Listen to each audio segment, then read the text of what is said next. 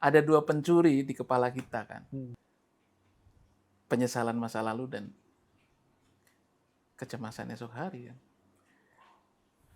Itu dua pencuri yang kita biarkan hidup di kepala kita untuk mengambil kebahagiaan kita hari ini. Gitu. Jadi, jalani sebaik-baiknya apa yang kamu hadapi hari ini.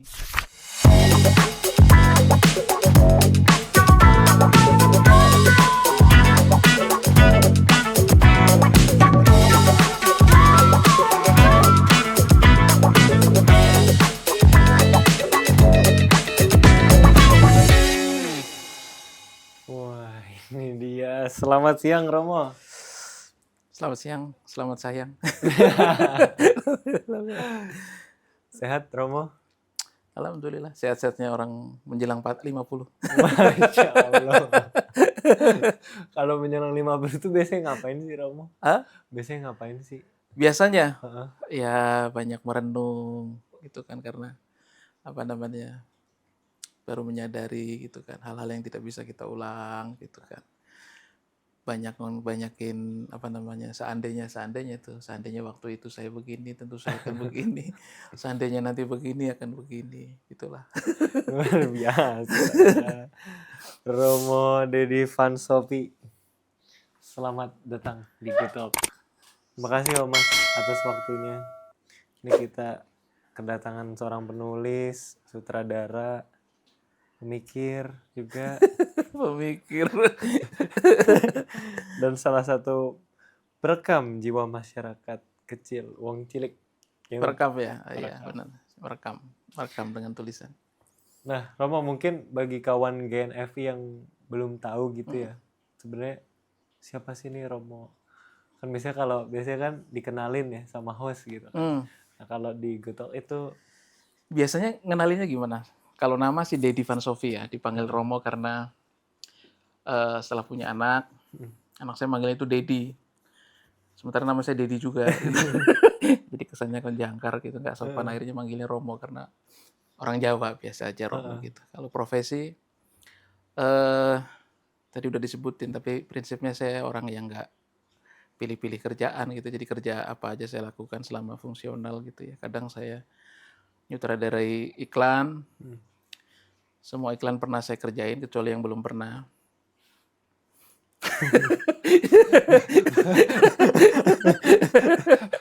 bener. Kalau nggak lagi ngerjain iklan ya buka HP, nulis-nulis di ponsel.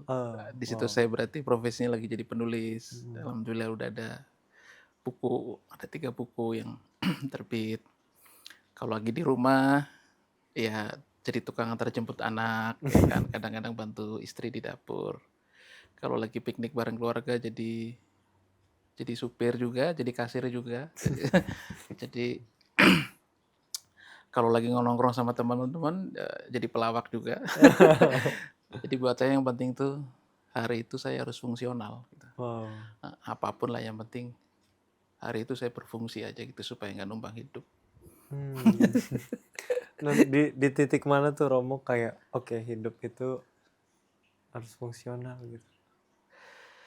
Di titik mana ya? Di titik atau ada trigger atau ada momen? Enggak sih, tiba-tiba ada perasaan gelisah aja ketika satu hari saya lewati tanpa sesuatu yang saya sendiri merasa melakukan sesuatu yang bermanfaat gitu. Ada penyesalan seperti itu. Alhamdulillah saya tuh dikasih penyakit yang lumayan langka sebenarnya. Namanya sleep apnea gitu. Sleep apnea adalah penyakit henti nafas. Jadi ketika kamu tidur, nafas kamu tuh berhenti tanpa kamu kontrol, tanpa kamu sadari gitu. Yang artinya setiap kali saya mau tidur, ada pertanyaan, besok saya masih bangun nggak ya? Karena ada beberapa kasus penyakit itu menyebabkan seseorang itu meninggal pas lagi tidur. Artinya setiap pagi itu saya bangun, weh, saya masih bangun. Karena pada malam harinya ada pertanyaan begitu, saya besok masih bangun nggak ya? Jadi ketika pagi hari saya masih bangun, wah senangnya luar biasa gitu. Jadi akhirnya saya hari ini masih dikasih kesempatan 1 hari lagi ternyata gitu.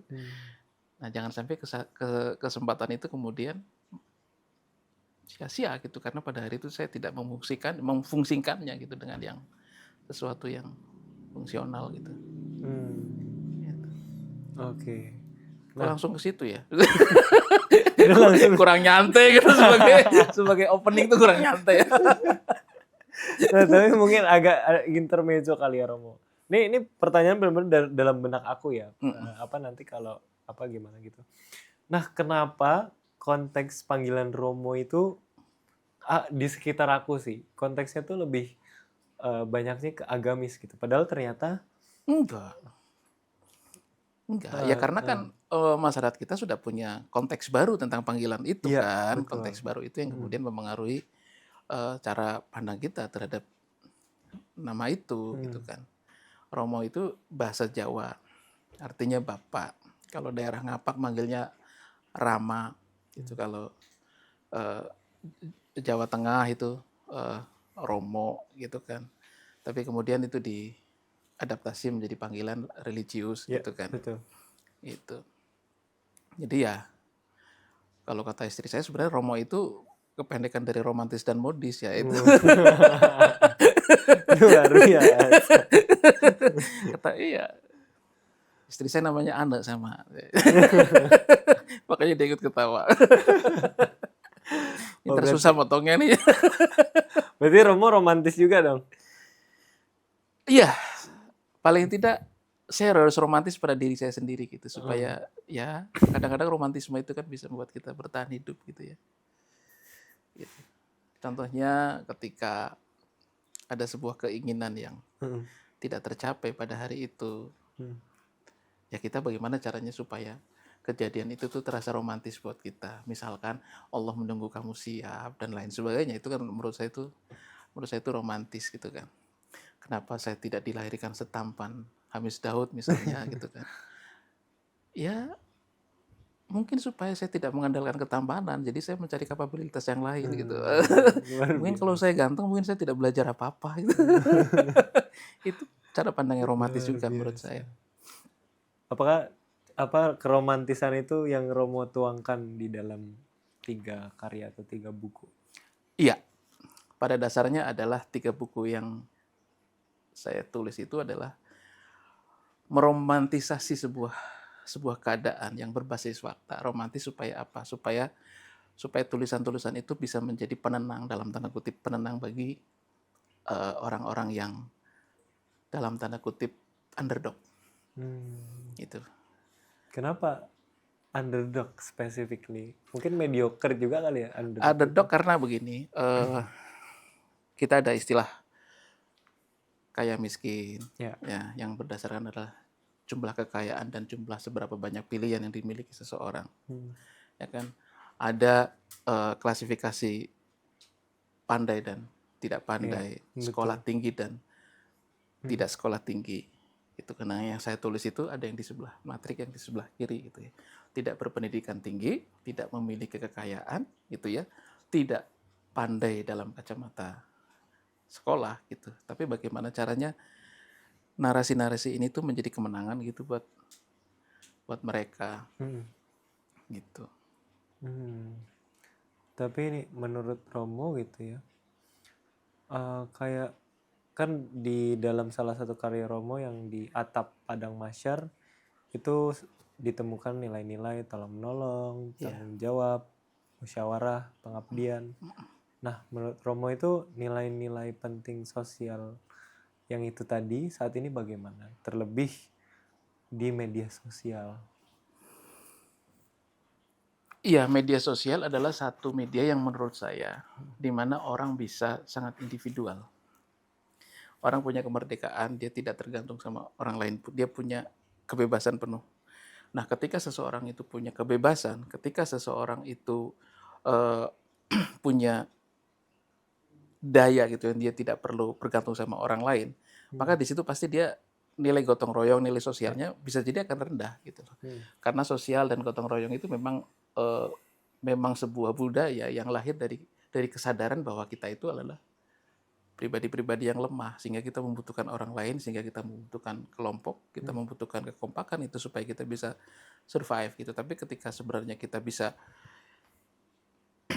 hidup, kita punya wadah yang kita bisa mandiri, kita bisa bebas, biasanya nilai-nilai yang sifatnya sosial dan kelompok itu biasanya luntur gitu.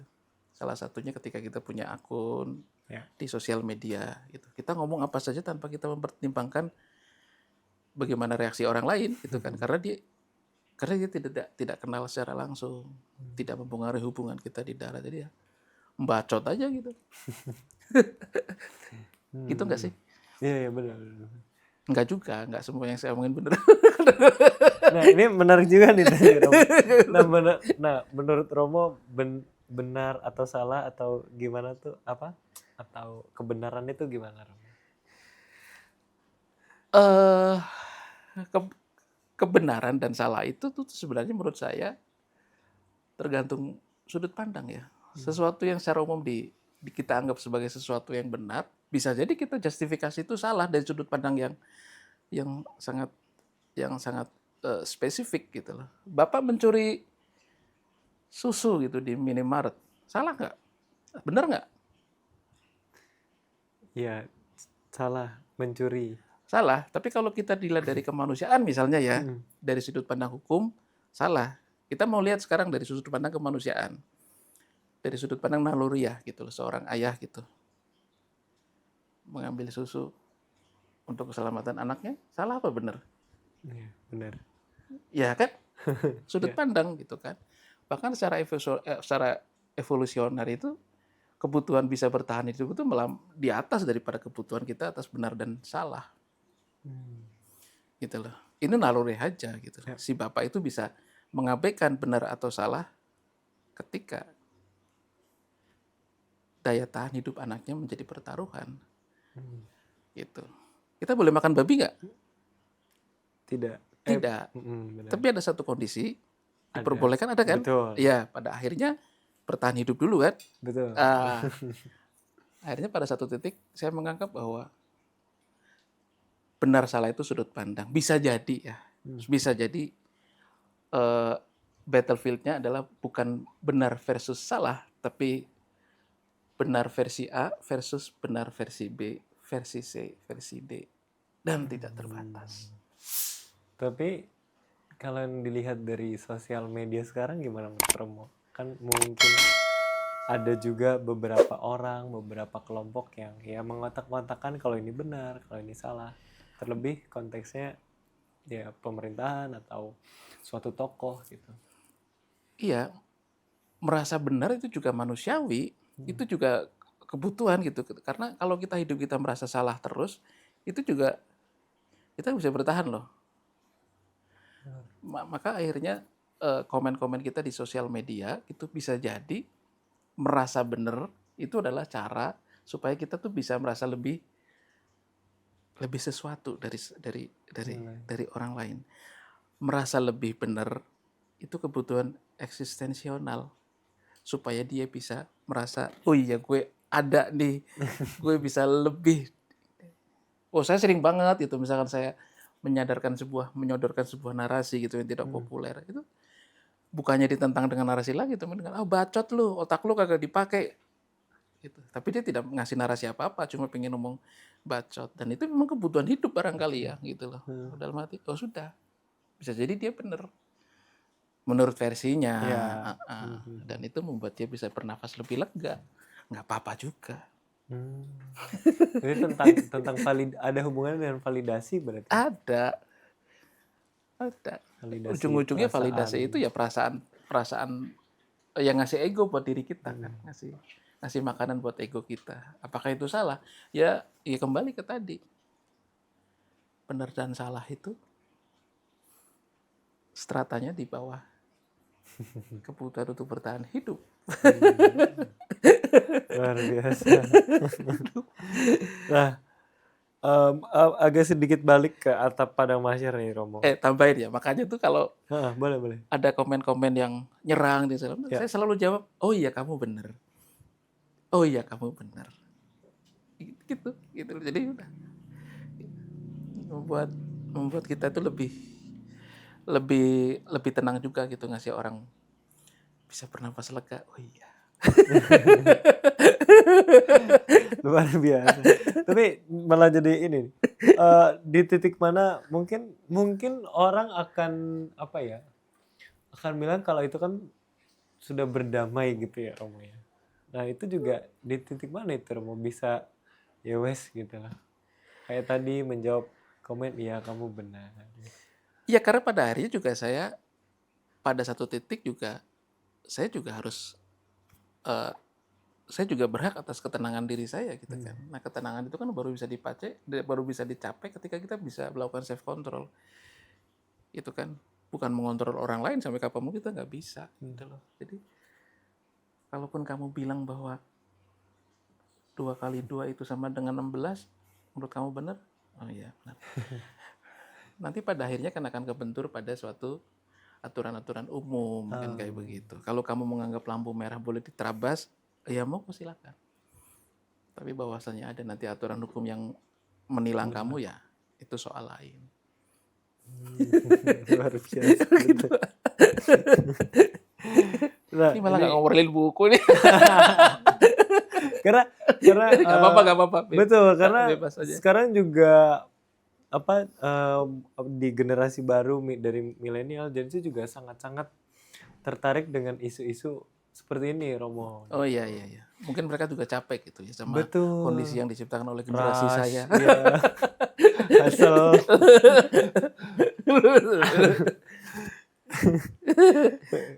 Kayak gitu. Nah, balik ke atap Padang Masyar nih Romo. Kan tadi juga sempat bercerita kalau tentang kehidupan masyarakat di Pemalang gitu. Termasuk juga kisah musola yang hampir roboh gitu. Dan juga kisah-kisah lainnya. Nah, apa yang membuat atau momen apa yang Romo sampai ngerasa kayak oke, saya harus nulis ini atau saya harus nyeritain ini. Gini, bahwa makin kesini saya ngeliat polarisasi agama, polarisasi politik itu makin meruncing gitu. Betul. Makanya saya tuh sebenarnya pengen berdamai sebenarnya, bahwa polarisasi itu seharusnya tidak ada. Saya hanya ingin menceritakan sebuah kondisi gitu ya, bahwa dari sudut pandang manapun itu bisa jadi tadi benar. Contohnya yang tadi musola mau ambruk gitu ya. Merenovasi musola yang atapnya ambruk itu baik apa enggak? Baik. Baik kan? Baik gitu. Bahkan dalam narasi itu disebut memperbaiki musola berarti memperbaiki rumah kita di surga. Ya kan? Tapi kemudian ada sebuah fakta sosial yang terjadi gitu ya. Banyak pabrik tutup, banyak pengangguran, banyak maling. Gitu kan. Menolong mereka baik apa enggak? Secara ini tidak Baik juga kan. Nah ini kemudian saya tuh pengen polarisasi yang terjadi itu bukan baik dan buruk, benar dan salah. Baik versus yang lebih baik. Gitu.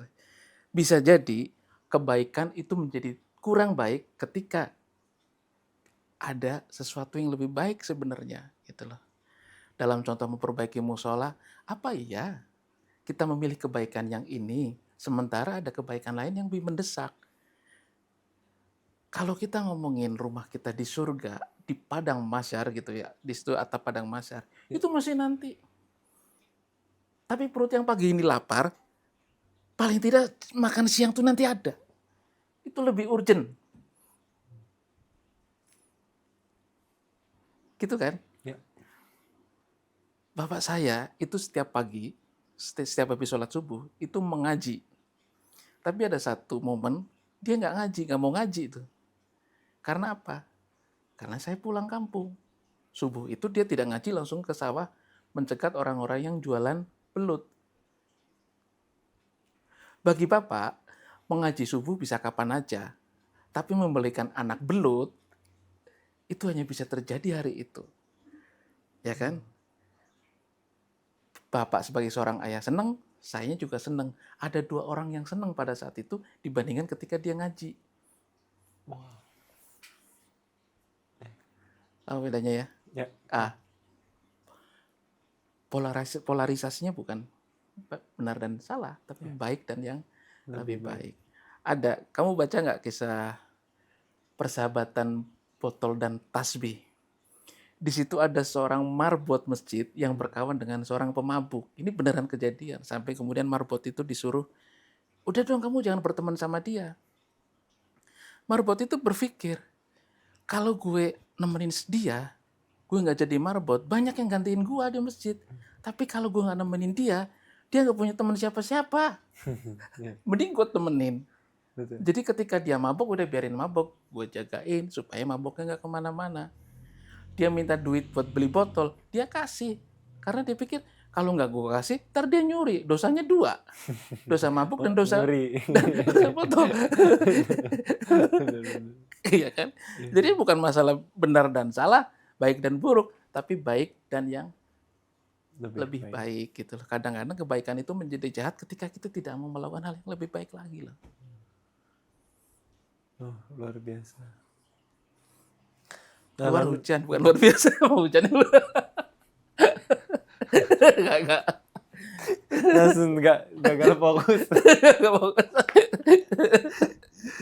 Nah, terus lalu juga Romo pernah mengatakan bahwa umat itu sering fokus pada ibadah vertikal tetapi mengabaikan muamalah. Nah, gimana Romo terkait? Ya itu tadi, ibadah vertikal itu menurut saya tuh ukurannya sangat personal gitu loh. Ketika bapak saya mengaji, itu saya melihat itu ibadah vertikal gitu loh. Tapi ketika dia mencari belut untuk menyenangkan saya, itu dia punya dampak horizontal. Punya dampak ke saya, itulah sebagai anak bahagia, dia sebagai orang tua juga bahagia. Membangun tadi atap musola, itu urusan vertikal kok. Sholat tuh di mana aja bisa, gitu loh. Tapi ketika kita ngasih makan satu orang, itu horizontal. Gitu loh. Saya tidak ngomong mana yang penting. Di sini saya pengen ngasih semuanya. Kamu pilih yang mana itu kan. Ada satu hadis yang mengatakan sholat apa iktikaf ya? Iktikaf terbaik itu di Masjidil Haram. Pahalanya itu 5.000 apa 10.000 kali lipat dibanding masjid biasa. Tapi tahu nggak apa ibadah yang bisa mengalahkan pahala itu? Ngasih makan sepiring nasi pada orang yang kelaparan. Terbiasa kan? Terbiasa kan? Jadi kamu nggak usah jauh-jauh kemana-mana gitu. Kamu ketemu orang yang lagi hari itu nggak ketemu makan siang, kamu ketemu makan siang tuh.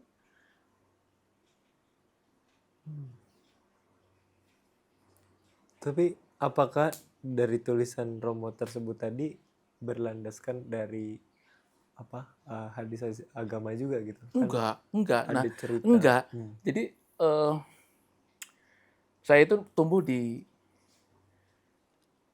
suasana religi kampung gitu ya. Saya belajar dari ustadz kampung gitu, ngaji juga kadang-kadang cipeng itu ngaji lewat kuping gitu. Jadi kadang tajwidnya salah, ininya salah. Gitu saya itu. Jadi penelusuran hadis-hadis seperti itu nggak akrab gitu. Tapi kemudian ketika saya menulis, ada teman-teman saya gitu yang mengomentari, oh ini sejalan nih dengan hadis ini.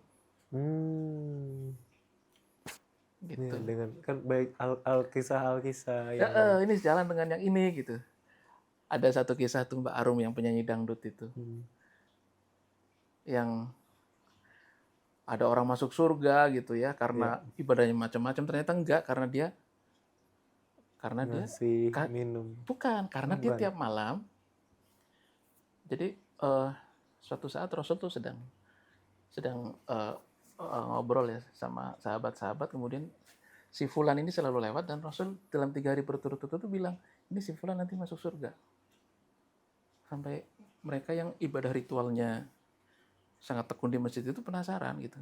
Akhirnya nginep di rumah si Fulan ini. 3 hari berturut-turut dia tidak melihat ibadah yang ritual yang khusus. Apakah itu sholat tahajud, apakah itu Ya. puasa Senin Kamis, ataukah duha dan lain Hmm. sebagainya. Tidak, dia hanya menjalankan sholat waktu dan itu pun tidak di masjid. Sampai si sahabat ini maksa, kok Rasul bisa ngomong kamu masuk surga? Apa sih ibadah? Enggak loh, aku tuh nggak ibadah apa-apa. Cuma aku punya kebiasaan sebelum aku tidur, aku memaafkan orang-orang yang hari itu menyakitiku. Gitu.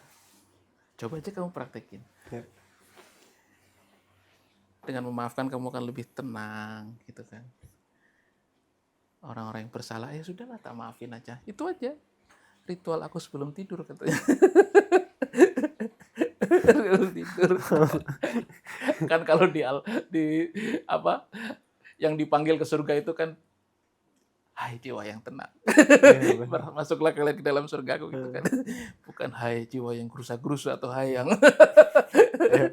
udah yang tenang aja gitu, pasti Wah. masuk surga. Ini merinding ini. Romo. Pakai itu dong musik disco biar merinding disco. Merinding ini Romo beneran. Wow, ini episode teremosional bagi saya.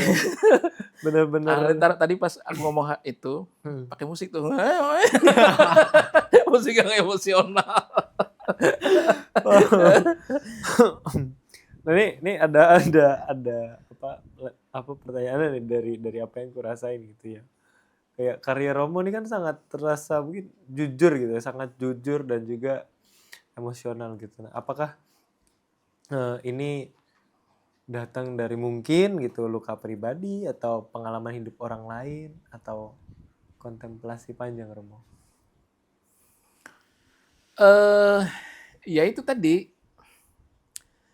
jujur karena mungkin saya bukan pengarang ya. Kalau pengarang kan mungkin bisa berimajinasi gitu ya. Penulis kan bisa berimajinasi. Nah, saya itu tidak berimajinasi, jadi saya berangkatnya dari sebuah kisah nyata, tidak ngarang gitu ya. Jadi batang tubuhnya cerita itu kisah nyata, kemudian saya dramatisasi dengan saya poles dengan fiksi lah ya, gitu. Jadi kenapa jujur? Karena saya bukan penulis yang bisa ngarang gitu loh. Kenapa emosional? Karena mungkin bahasa yang saya sajikan juga nggak ribet gitu loh. Jadi orang bisa cepat nyampe gitu. Karena apa? Karena ada juga orang yang tidak terkoneksi, frekuensinya tidak ini gitu loh. Mungkin karena kebutuhan dan latar belakang ininya juga berbeda gitu. Tapi ketika ada orang yang tersentuh dan merasa itu sangat emosional, bukan dari penulisanku sih aku pikir tuh, tapi dari frekuensi dan kebutuhan yang sama gitu. Ngerti nggak? Tulisan-tulisan 2023 tuh bikin si Taufik ini terkoneksi kan. Ya. Meskipun bahasanya sederhana dan lain sebagainya, tapi situasi itulah gitu. Jadi aku bilang, ini bukan tulisan yang bagus, tapi hati kamu yang lembut gitu. Karena ini juga tidak bisa menembus semua orang. Iya, setuju. Gitu. Nah, ketika Romo menulis atau menyutradarai gitu ya, nyutradarai, ada nggak spesifik pesan atau topik gitu yang Romo kejar gitu, misalnya mungkin estetika, pesan moral atau realisme? Kalau menyutradarai iklan-iklan itu kan pesanan gitu. Jadi saya ya mengerjakan pesanan itu sebaik-baiknya kayak tukang jahit aja gitu, minta dibikinin baju laki-laki ukuran sekian dengan style sekian, ya saya kerjakan itu sebaik-baiknya. Benar-benar tidak ada idealismenya adalah idealisnya si pemesan tadi gitu. Cuma saya memang bikin batasan-batasan tertentu buat saya gitu. Saya menolak beberapa iklan gitu kan, tidak semuanya saya kerjakan gitu. Ini juga karena perspektif saya aja gitu. Kemudian kalau menulis saya ngerasa punya kebebasan. Karena itu bukan pesanan, baik pesanan dari penerbit atau apa gitu, atau mengejar engagement juga enggak. Jadi di saat menulis itulah saya menemukan kebebasan, kejujuran, tidak Ya. tidak mengejar apapun, tidak berusaha menjadi siapapun, tidak ingin berusaha menyenangkan siapapun gitu kan. Ketika saya membaca itu, wah seneng, saya bisa juga nulis kayak gini gitu ya. Jadi kayak menemukan buku yang nggak ada di toko buku gitu. Dan itu saya sendiri yang menuliskannya. Saya tuh pengen loh ada buku kayak begini, tapi kok nggak ada. Ya sudah, saya tulis sendiri deh. Saya tuh pengen ada buku gitu ya, di mana di situ ada orang yang setiap hari hidupnya itu sedekah, tapi at the end of the day dia miskin gitu. Ya itu tadi Karena bersedekah. itu tadi di kisah apa namanya Lurah Bardo tadi yang Tapi Romo kan sekarang ini udah banyak juga ya alat asistensi lah ya ibaratnya. Masih nulis pakai tangan atau saya udah nulis pakai ponsel, pakai notes-nya ponsel aja saya ya, nulis di situ gitu karena eh laptop ya. saya tidak selalu bawa laptop dan tidak selalu keinginan menulis itu ketika ada laptop gitu. Sementara HP Oke. selalu ada kan. Ya. Jadi ibaratnya kalau misalkan lagi nunggu di terminal atau di bandara pengen nulis atau bahkan ketika naik pesawat pengen nulis ya udah nulis gitu. Misalkan Jakarta Bali atau Jakarta Jogja gitu ya Ya, lumayan bisa satu cerita ya, gitu kan. sejam 45 Coba menit. harus ngebawain laptop dulu, mesin ketik dulu. Jadi itu 3 buku saya itu keluarnya di nulisnya di ponsel. Kalau ini gimana Romo soal AI ini sekarang? Penulisan dengan AI.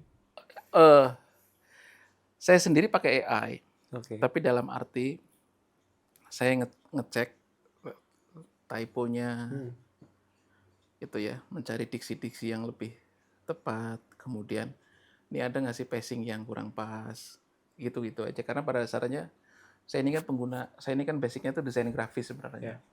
Saya mengalami masa ketika waktu itu Photoshop itu baru ada dan itu goncangannya juga sama gitu. Seniman-seniman itu merasa Photoshop ini Ya mencederai lah ya. mencederai. Tapi pada akhirnya ya Photoshop ini sekarang itu ya alat gitu loh. Orang yang paham desain dengan orang yang tidak paham desain dikasih Photoshop ya hasilnya beda. Gitu.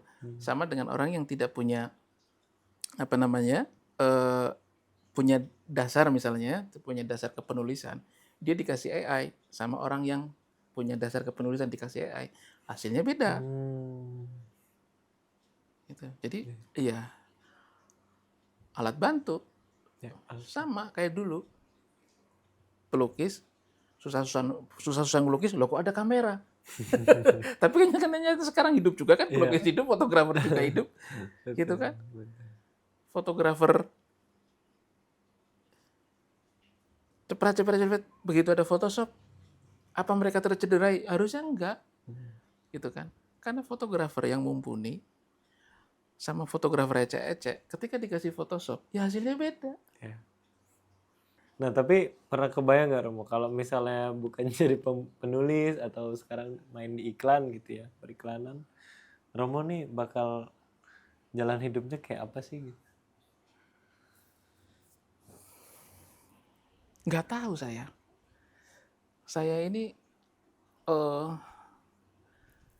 saya juga tidak pernah merencanakan sebenarnya tidak pernah merencanakan menjadi penulis atau tidak merencanakan jadi sutradara juga gitu karena pendidikan saya itu pendidikan seni rupa gitu karena kalau ngikutin itu harusnya saya sekarang jadi pelukis. Ya, di kafe ya. Ya seni seni lukis harusnya jadi pelukis atau jadi desainer apa. Tapi nggak juga gitu kan. Kadang-kadang perjalanan kita itu ditentukan faktornya itu banyak sekali gitu ya. Ketika pada suatu acara saya ditanya, apa sih latar belakang kepenulisan Romo? Apakah pernah kuliah di jurusan nulis atau minimal ikut workshop? Enggak gitu loh. Tapi jangan dinilai dari situ gitu. Saya tuh punya kebiasaan misalnya barangkali ini berpengaruh. Waktu saya kecil, bapak sama ibu saya itu selalu mendudukan saya di teras belakang rumah. Kemudian ibu akan cerita di situ dari majalah anak-anak yang dia terima hari itu. Dia cerita. Ya mungkin itu juga pendidikan penulisan saat itu. Ya kan? Kemudian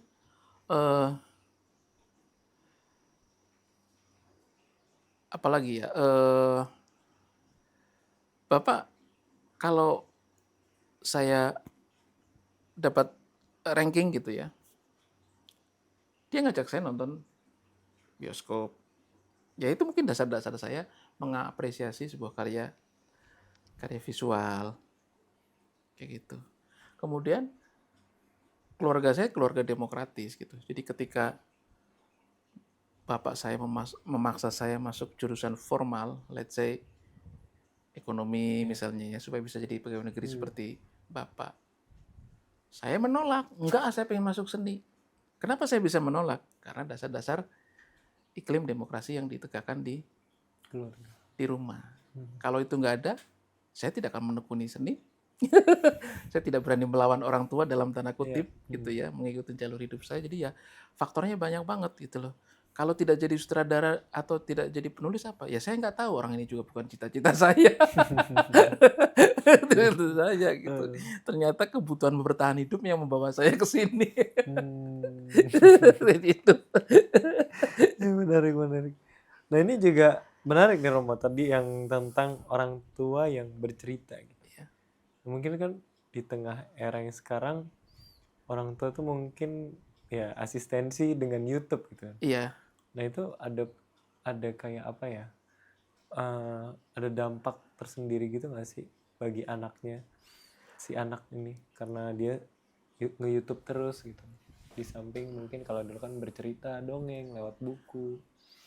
iya kalau YouTube kan sistemnya orang tua kan sebagai pendamping ya. Aku sendiri mendampingi. Kamu kalau ada apa-apa dari media yang kamu baca, tanya ya. Kalau ada yang kamu nggak setuju, tanya ya. Kalau dulu kan saya dapatnya kan majalah anak-anak itu pasti sudah terverifikasi kan, maksudnya Ya. sudah dijagain gitu loh. Isinya tuh udah dijagain, udah disaring sama Depdikbud waktu itu, udah di dalam apa ya, apa sih? Udah disensor gitu. Jadi aman. Kalau sekarang kan enggak. Jadi ya orang tua yang mensensor lah gitu. Itu. Saya tuh dulu didongengin itu jadi setiap jam 4 sore itu. Itu di depan rumah itu selalu lewat itu sate bekicot sama wedang jahe yang orang tua saya itu nggak bisa beliin. Jadi supaya saya nggak ke depan, berceritalah di Di teras belakang. belakang. Ini ada cerita baru nih. Oh dari bla bla bla cerita. Oh. Gitu. Jadi semuanya juga ya dari kebutuhan bertahan hidup. Itulah lahirnya kreativitas dan lain sebagainya. Oke. Tapi kalau misalnya ini Romo tanggapan attention span masyarakat atau bahkan generasi yang baru nih semakin sedikit gimana menurut Romo? Attention apa tuh? Kayak apa tuh lebih jelas? Attention span tuh kayak orang fokus terhadap satu konten itu kayak sekarang kan cuman misalnya lewat video tuh cuma 8 detik gitu. Iya, karena kita terbiasa dipasok kesenangan-kesenangan dalam waktu yang relatif singkat. 5 detik senang, Yes. wah, 5 detik senang, wah, gitu. Yes, Jadi, betul. ya kan? Jadi itu membuat daya tahan kita, konsentrasi kita terhadap sesuatu tuh melemah. Nah, makanya saya coba tuh tulisan tulisan tuh harusnya kan nggak di IG. Ya. Karena itu formatnya format foto, visual, dan video, tapi saya nulis di IG. Gitu loh. Kadang-kadang bisa sampai 10 slide, bahkan yang 20 slide itu ada gitu. Tapi ternyata orang baca sampai selesai. Itu karena apa? Ya, karena Itu tuh yang baca tuh karena apa? Karena relevan. relevansi. Ya karena relevan gitu loh. Artinya kalau kita bikin sesuatu yang relevan, ada manfaatnya gitu buat si pembaca satu, dia akan bertahan loh sampai 20 slide, dan itu terbukti di konten-konten saya gitu. Kenapa sih tidak menulis di Quora atau di blog gitu. Di situ udah banyak tulisan. Orang yang di situ udah pada siap untuk membaca. Ya kan? Ketika masuk situ orang udah siap baca gitu loh. Sementara ketika masuk ke TikTok atau masuk ke IG, orang tuh posenya begini, ya kan? Iya, itu. Tapi iya, ya buktinya tulisan berslide-slide itu dibaca juga sampai selesai. Ya jawaban saya ya lebih menantang aja sekarang buat para kantor. Kayak iklan itu sekarang iklan panjang juga jarang Iya. jarang banget dikonsumsi Benar. gitu. Google itu menyarankan YouTube itu menyarankan tuh ada namanya 6 second rule. 6 detik pertama kamu harus relevan Oh. sama pertanyaan penonton, sama kegelisahan penonton, Mm-mm. sama kebutuhan penonton. 6 detik pertama, misalkan kamu ngomong, bagaimana dari cuantik menjadi cuan? Oh iya ya, gue cantik tapi gue gak dapat cuan.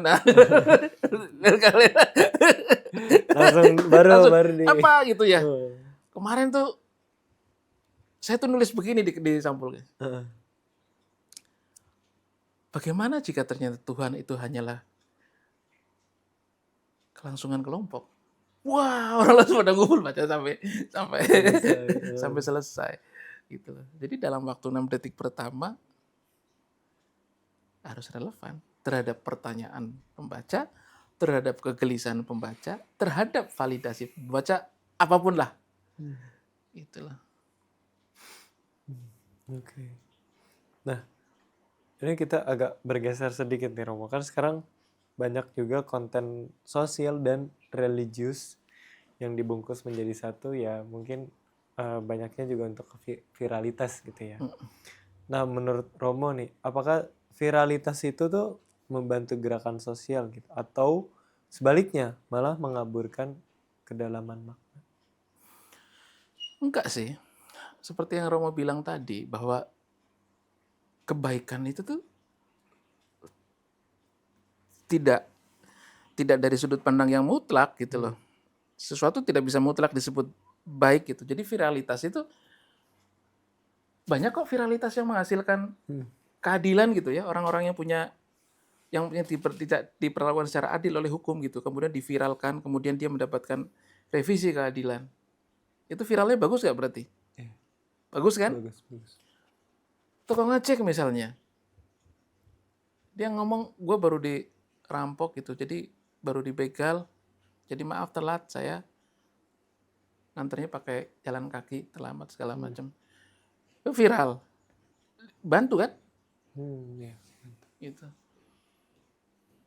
Jadi ya sekali lagi gitu, tergantung bagaimana kita menggunakannya aja sih. Orang yang dangkal akan menganggap itu sebagai kedangkalan gitu. Orang yang baik akan menganggap itu sebagai peluang untuk melakukan kebaikan gitu. Kalau saya tidak bisa membantu, at least saya membantu memviralkan. Boleh nggak begitu? Ya. Boleh. Diviralkan segala macam. Ini saya bantu viralkan. Boleh nggak DM nomor rekeningnya? Indah loh. Viral itu perlawanan yang indah. No. Okay.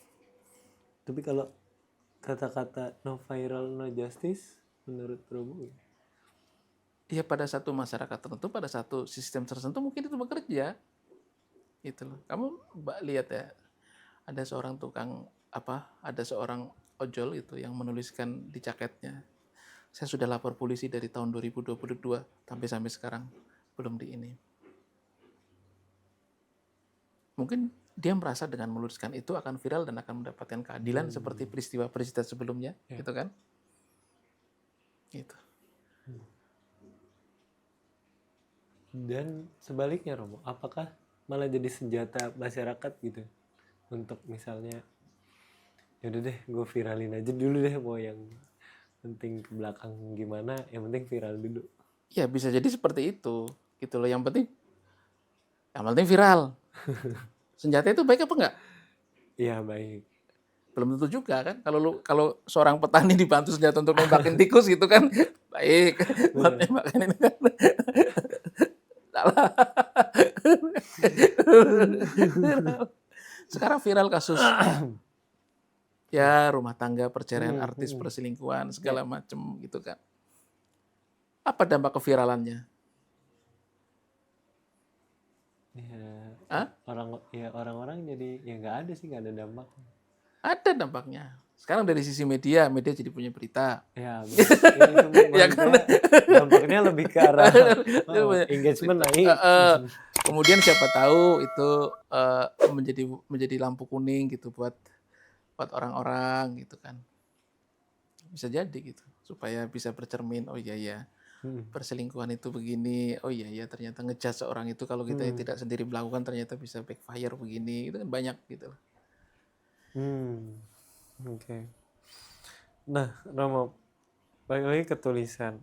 Tulisan Romo kan juga berbicara juga tentang luka dan harapan. Tapi apakah penderitaan itu emang diperluin nih untuk menulis gitu? Enggak juga, tapi eh paling tidak lu punya sesuatu aja yang kamu pertanyakan. Kadang-kadang bukan melulu penderitaan. Ada kok orang yang bunuh diri karena bahagia. Pernah dengar nggak? Iya, benar. Pernah dengar kan? Karena dia ngerasa, aduh gue udah bahagia banget. Ngapain lagi ya? Jangan sampai hari esok yang akan gue jalanin itu tidak lebih bahagia dari ini. Udahlah aku akhiri hidup sampai sekarang aja gitu. Gitu loh. Kalau tulisan saya mungkin lahirnya dari penderitaan, dari kacamata orang yang bahagia, orang-orang. Tapi dari sisi pelakunya, bisa jadi mereka tidak menderita. Saya sendiri baru sadar bahwa keluarga kami sederhana itu setelah hidup di kota. Oh iya ya, dulu tuh makan telur dadar dibagi 4 tuh rasanya kok dikit banget ya dulu. Sekarang dulu nikmat aja gitu kan. Sekarang kayaknya Iya kan? Bisa jadi orang yang anggap orang-orang tepi kali ini kita anggap orang-orang yang menderita tadi, orang-orang yang punya luka tadi tidak sadar bahwa mereka tuh terluka, tidak menganggap terluka gitu loh. Saya pernah punya cerita begini, kisah nyata nih. Teman kantor saya curhat setelah ayahnya meninggal, hidupnya drop. Jadi dia sekarang harus kamar dia dan kamar adiknya tuh harus dibongkar atasnya supaya AC-nya tuh bisa bagi 2. Kemudian dia sekarang tiap hari nggak bisa naik mobil, ya kan? Dia harus pakai naik angkutan umum. Kan saya bingung, menderitanya bagaimana? Orang tiap hari kosan saya juga nggak ada AC, tiap hari juga saya naik angkot. Menderitanya di mana? Tanya di mana? Ya. Oke. Nah, terus ini Romo. Nah, ini juga menarik. Kalau misalnya nulis atau buat film gitu ya, yang lebih Romo kejar itu mungkin keindahan visual atau kejujuran ceritanya? Saya tuh lebih kepada bagaimana pesan ini bisa sampai. Kalau medianya, misalnya ya, medianya buku, ya buku. Yang penting pesan itu sampai. Kalau medianya YouTube, ya YouTube. Yang penting itu pesannya sampai gitu. Jadi kalau lihat dari iklan-iklan yang pernah saya bikin, iklan yang dieksekusi pakai kamera HP ada, yang dari kamera Sony FS series juga ada, dari Alexa juga ada, dari Redcam juga ada. Pakai rig yang ibaratnya ya, standar syuting itu kan pakai misalnya pakai dolly gitu untuk nge-track gitu ya. Pernah juga saya pakai orang yang naik gerobak didorong.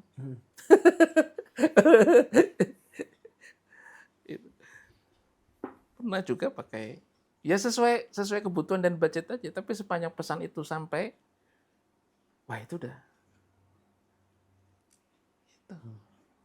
Nah, kalau misalnya Romo dikasih kesempatan membuat karya besar gitu tentang Indonesia, entah itu di film, serial, atau buku bahkan, yang bisa ngubah cara pandang orang terhadap bangsanya sendiri tuh Romo akan berkarya seperti apa?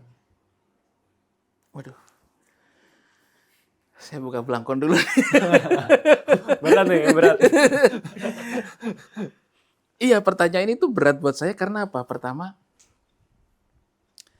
saya tuh sama sekali belum pernah kepikiran untuk merubah orang lain, apalagi merubah bangsa gitu ya.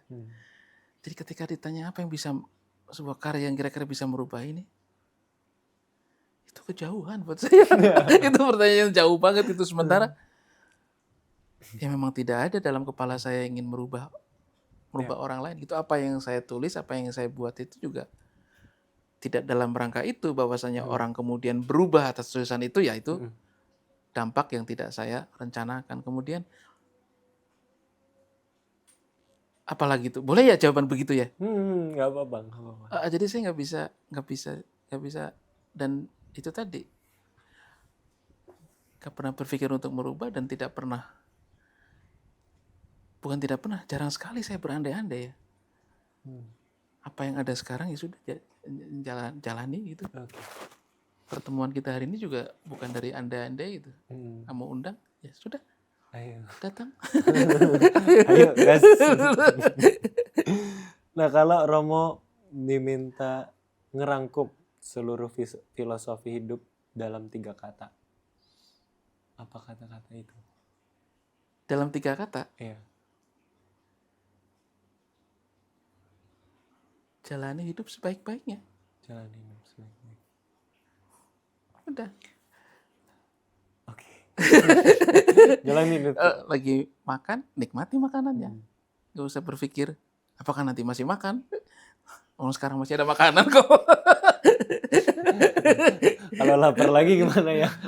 Iya, saya kemarin baru nulis bahwa ada 2 pencuri di kepala kita kan. Yaitu penyesalan masa lalu dan kecemasan esok hari kan. Itu 2 pencuri yang kita biarkan hidup di kepala kita untuk mengambil kebahagiaan kita hari ini. Gitu. Jadi jalani sebaik-baiknya apa yang kamu hadapi hari ini, apa yang kamu nikmati hari ini.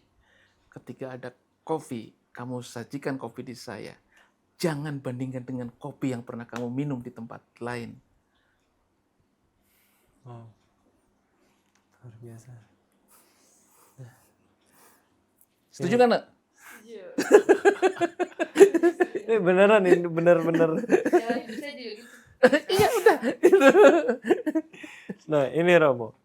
Rekomendasi mungkin buku dari Romo yang 3 buku. Rekomendasikan 3 buku untuk kawan-kawan Genevi dari Romo. 3-tiganya buku Romo. Bisa. Iya, tergantung suasana batin kalian ya. Buku Romo itu ngasih kemenangan buat semua orang sih. Jadi kalau kamu sedang merasa tanda kutip sedang kalah gitu oleh keadaan gitu, oleh desakan pribadi, oleh ego pribadi, baca 3 buku itu. Insya Allah kamu akan menemukan kemenangan dalam versimu sendiri. Boleh disampaikan lagi Romo 3 judul itu? Yang pertama adalah Rumah Tepi Kali, itu trilogi ya. Rumah Tepi Kali, yang kedua Orang-orang Tepi Kali, dan yang ketiga adalah Guru-guru Tepi Kali. Gitu. Nanti ada yang keempat. Jadi itu nanti satu-satunya trilogi yang isinya 4 buku di dunia. Padahal namanya trilogi.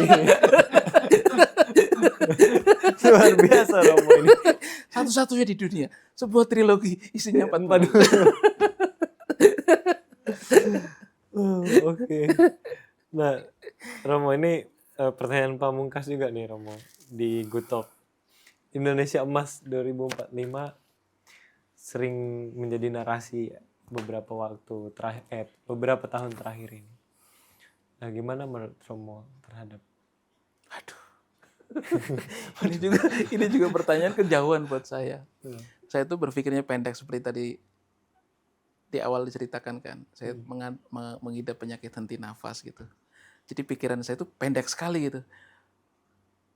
apakah besok saya masih bernafas? Jadi ketika saya bangun bernafas sudah, wah senang gitu. Jadi saya tidak pernah berpikir sampai 2004, 2000 berapa? 45. 2045 gitu loh. Tapi sederhana adalah itu kan semua dampak dari yang kita lakukan hari ini. Gitu.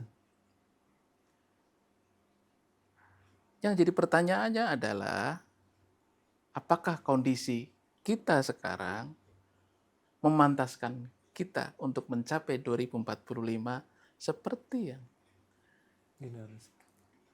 kita semua bicarakan. Gitu loh. Apakah besok kamu akan bahagia? Belum. Belum tentu. Tapi kalau misalkan hari ini kamu hidupnya sehat, teratur, rajin berolahraga, ya kan? Kamu punya tanggung jawab dan kompetensi dalam pekerjaan yang kamu kamu lakukan, kamu berkasih sayang pada orang-orang sekitarmu, maka kebahagiaan hanyalah dampak, bukan cita-cita. Jadi alih-alih kita bertanya apakah kita besok bahagia, lebih baik apakah kita sudah menjalani hari ini dengan sebaik-baiknya, karena bahagia itu hanya dampak dari apa yang kita jalani hari ini. Ini mimpi terbesar Romo Van Sophie. Gak punya. Prinsip saya jalani. Apa yang saya terima sekarang juga bukan hasil dari mimpi saya. Ya kan? Misalnya ya, kalau kita sebut bisa menulis 3 buku adalah sebuah karya. Itu juga bukan dari hasil dari yang saya impikan juga. Pada saat itu ada kesempatan menulis dan ada bahan yang ingin saya tulis. Saya tulis. Saya sekarang menjadi sutradara iklan juga bukan impian saya. Karena waktu itu saya punya kantor, saya punya jabatan yang lumayan sebagai creative director. Kantor saya kolaps. Bangkrut. Jadi saya terpaksa jadi freelance. Dari jadi sutradara gratisan dulu. Apakah itu yang saya impikan? Tidak. Tapi bagaimana saya bertahan hidup dengan hidup yang menjalani hidup sebaik-baiknya.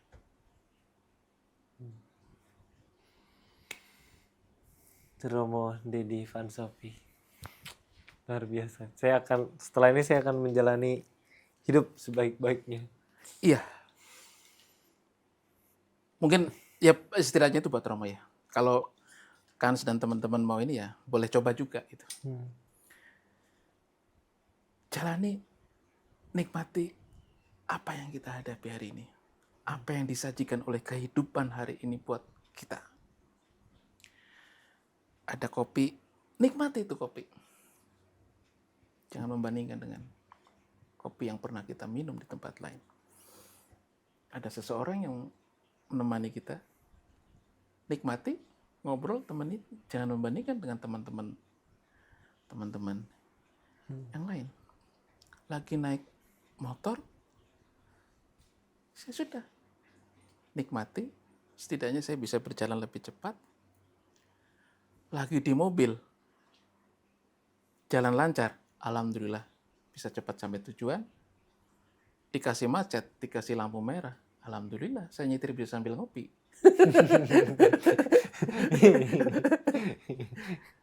Jalani sebaik-baiknya. Itu, maka bahagia itu cuma dampak. Oke Romo, terima kasih banyak atas pembelajaran hari ini. Jadi kuliah nih. Enggak, saya juga belajar gitu karena beberapa pertanyaan menyadarkan saya, oh iya saya tidak punya konsep ini. Nanti saya kapan-kapan pikirin deh konsep merubah bangsa, konsep bermimpi, konsep bercita-cita di 2045.